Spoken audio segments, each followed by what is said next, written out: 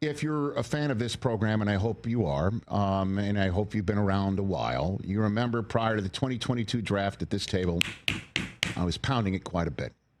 The New York Jets having a top pick in the draft, it's top 5 pick, and I was saying over and over and over again, Sauce Gardner.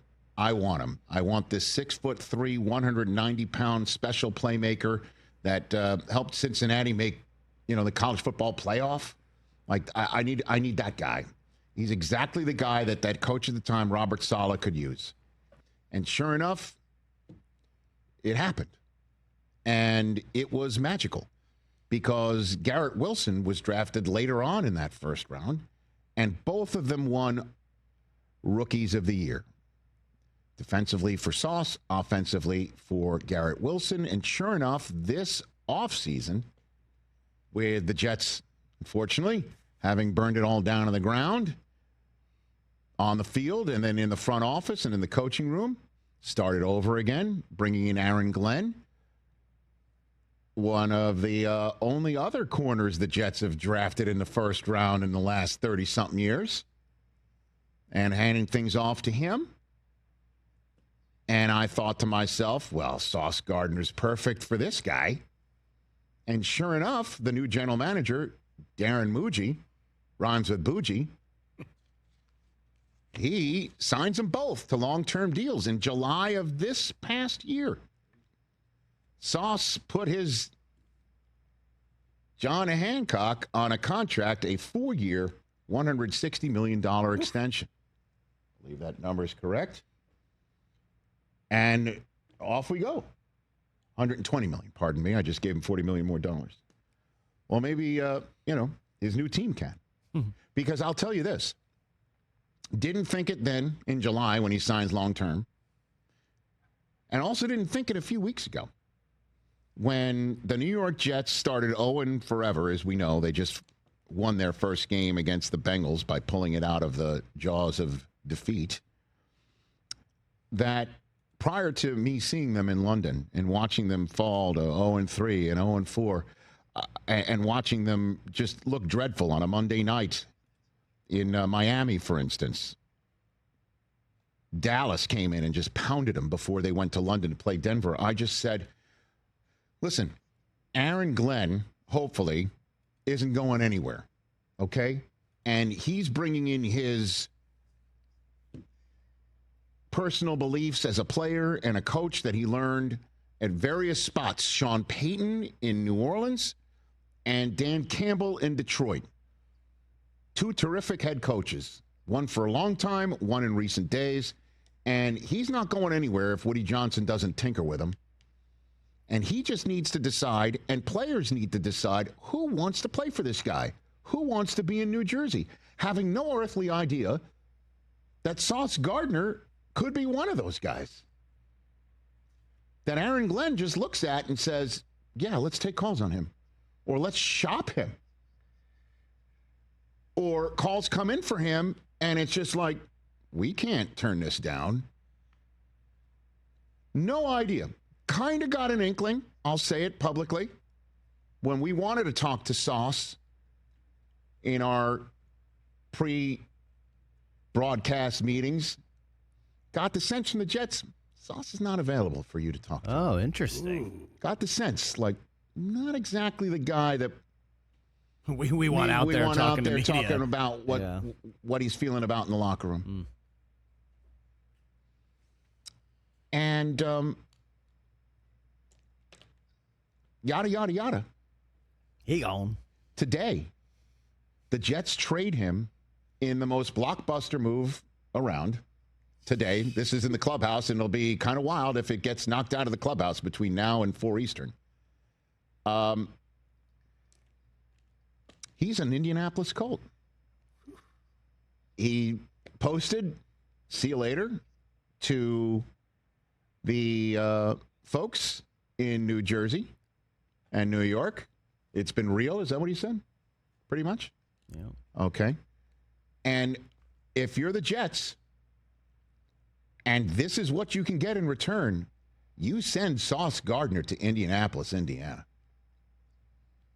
2 first-round picks, and the Colts are like, Adonai Mitchell, take him. Nice having you here. You know, we got Pittman, we got Pierce, we got Warren, we got Downs, and we got no time for you flipping the ball before the goal line in Los Angeles. Send him to the Jets, who, as you know, need receivers to go along with Garrett Wilson, who's apparently coming back. Who might He's also not be going traded. anywhere. No, there's no that one. Now that one would surprise me, but 2 first-rounders for Sauce Gardner. I like it. Good Good deal. I got to tell you, I never thought I would say this because I pounded the table for him, and I loved watching him play. And I'm not going to denigrate him by saying that the Pro Bowler and All-Pro hasn't been consistently showing up over the last couple of years. It's been a whole host of Jets and issues from the franchise top all the way down that has resonated amongst the fire of the dumpster. So it's not just Sauce. But something's going on. There's a tip of an iceberg. As I keep saying, how many times do I keep saying this? I'm sorry I'm repeating, but it's the truth. It keeps coming up. Might be new listeners. And underneath, what? The harbor, underneath that water, something's up. Something's up under the Hudson River. And New York, it's been real. He's gone. And he just went from 1-7 to 7-2. He's now hopping a flight to Germany, I bet. Right. And that's the next game. His first game as a Colt will be his second international game of the year for 2 different teams. I'm wondering if that's going to be a record. Somebody should look that up. You play in 2 different countries for 2 different teams in the same season. Crazy. And great move by the Colts. Obviously. This is an aggressive move by Chris Ballard. Yeah. And kudos to the front office and the ownership for saying, go ahead and do it. That's an aggressive maneuver for a terrific young player who's now under contractual control, as you know, for some time, fitted underneath the cap, certainly when you're not paying your quarterback $50 gajillion. I mean, Daniel Jones is a bargain, and Anthony Richardson's still on his first contract. If you're the Colts, absolutely you make this move. And if you're the Jets, you are burning it down to the ground. And 100%, Aaron Glenn knows how talented this kid is. But whatever's going on behind the scenes, he has taken stock. And Sauce wasn't one of the guys that he wants to have in the boat with him moving forward. Darren Muji, nice job. 2 ones. And Adonai Mitchell will just tell him, listen, catch the football, run your routes, and just know where the goal line is. That's all we ask of you, and you'll be better than most of the people we've had at the position here over the last few years. I'm not kidding. He's young and talented. He is. But a knucklehead move that Shane Steichen was just not going to countenance anymore. Yeah. No more knucklehead moves anymore, the Colts. By the way, Jonathan Taylor did that last year. He's still on the team.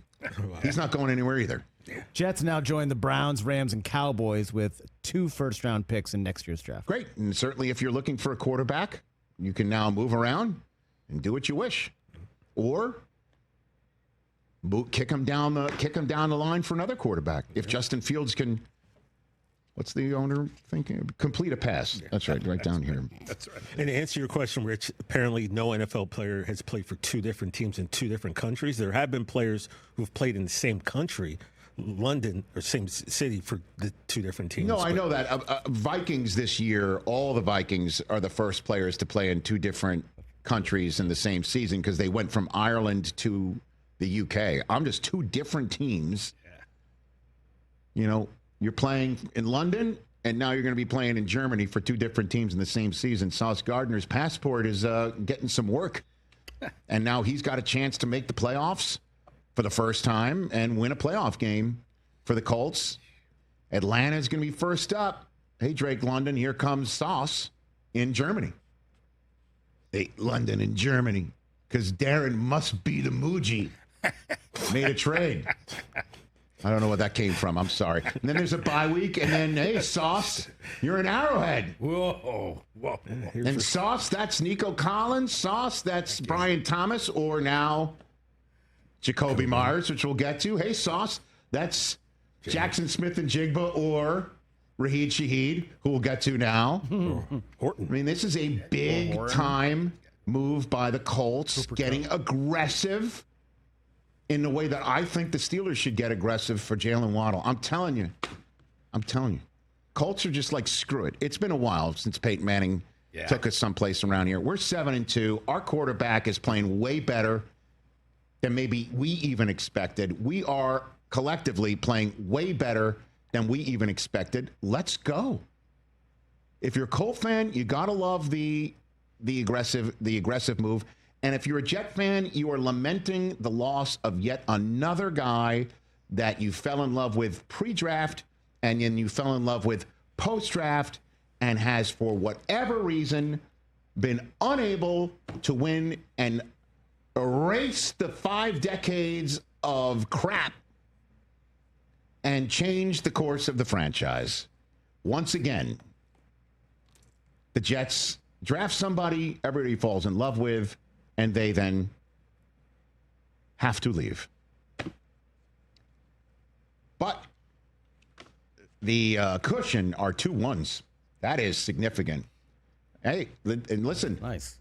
Remember they traded Jamal Adams for a couple ones? Yep. But that's a safety. This is a corner. Those are 2 different positions.